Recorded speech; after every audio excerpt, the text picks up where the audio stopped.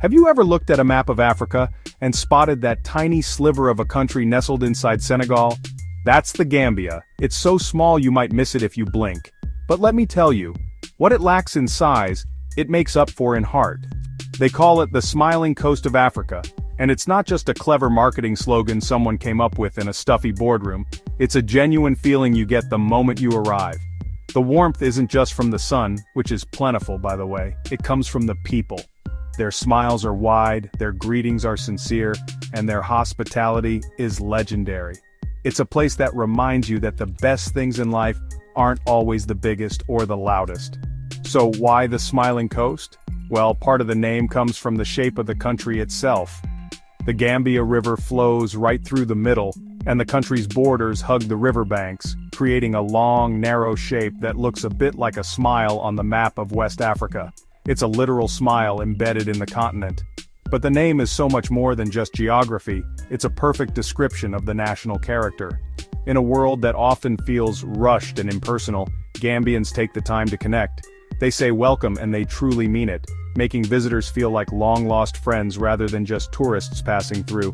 The vibe is infectious. You land and you can't help but start smiling back.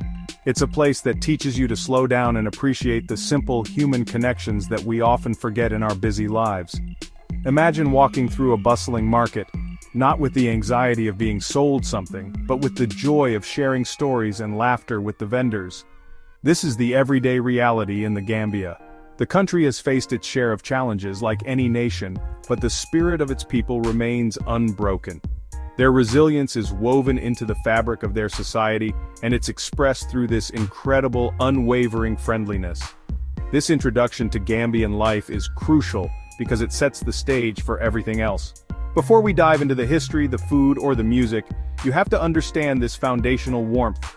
It's the secret ingredient in every Gambian dish, the rhythm behind every drumbeat, and the strength that carried the nation through its complex past. The country might be geographically small, but its spirit is vast and welcoming. So let's take a closer look at this incredible place, a nation that proves that a smile can indeed be a country's greatest treasure, a powerful symbol of its identity and its promise for the future. To truly understand the Gambia, you have to start with its geography, because the country and the Gambia River are one and the same. The nation is essentially a riverbank republic. It's the smallest country on mainland Africa, a thin strip of land on either side of this majestic waterway, which empties into the Atlantic Ocean. This river isn't just a line on a map, it's the country's lifeline. It's the main highway for transportation, a source of food for countless communities, and the central artery that has shaped its history, culture, and economy for centuries. Everything revolves around the river, from the ancient stone circles on its banks to the modern fishing villages that thrive today. This unique geography has nurtured a rich tapestry of cultures. Long before Europeans arrived, this land was home to sophisticated societies. The earliest inhabitants left behind mysterious stone circles, some dating back over 1,500 years, which are now a UNESCO World Heritage Site. Think of them as West Africa's Stonehenge, a silent testament to an ancient and organized civilization. Over time, various ethnic groups migrated to this fertile river valley, each bringing their own languages, traditions, and skills. This peaceful coexistence and intermingling of peoples laid the foundation for the harmonious society that exists in the Gambia today, a place where diversity is celebrated.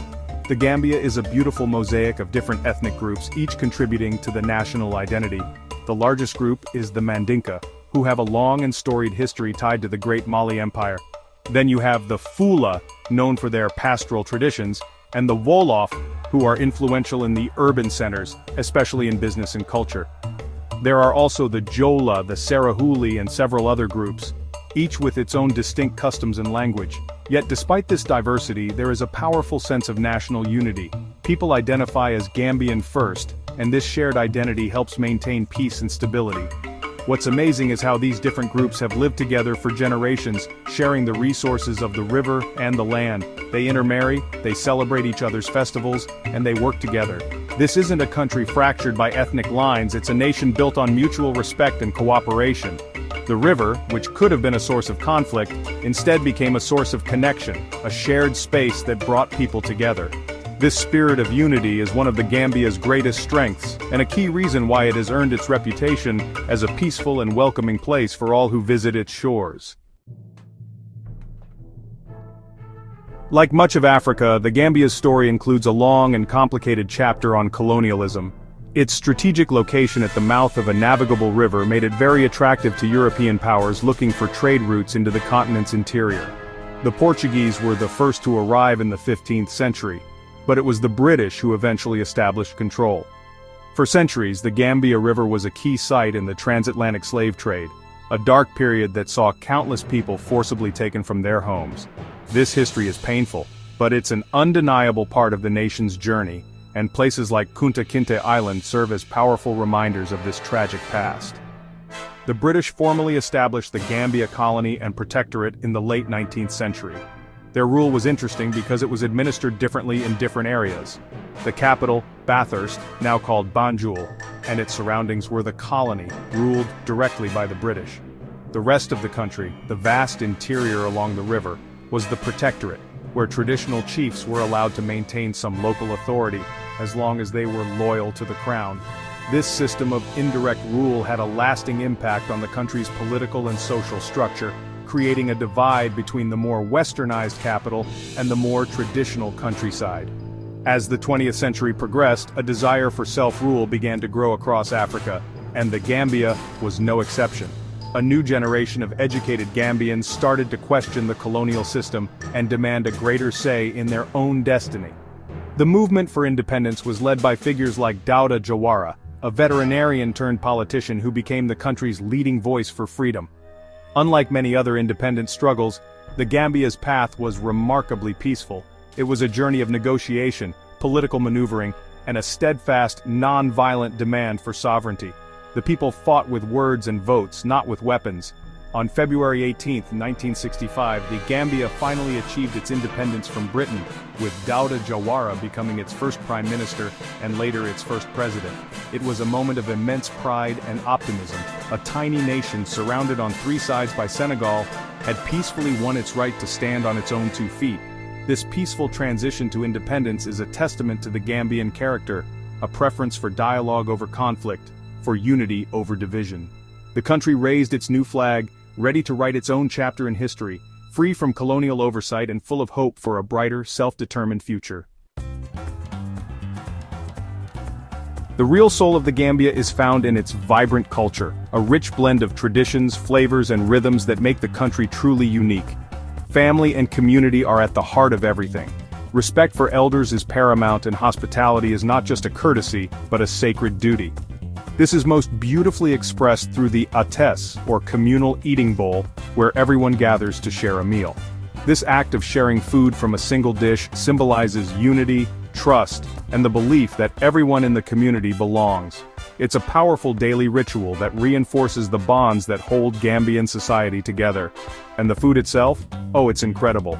Gambian cuisine is a delicious adventure, full of rich, savory flavors. The national dish is damoda, a scrumptious peanut butter stew, often made with meat or fish and served over rice. Then there's benachin, a one-pot rice dish cooked with fish or meat and vegetables, similar to jollof rice.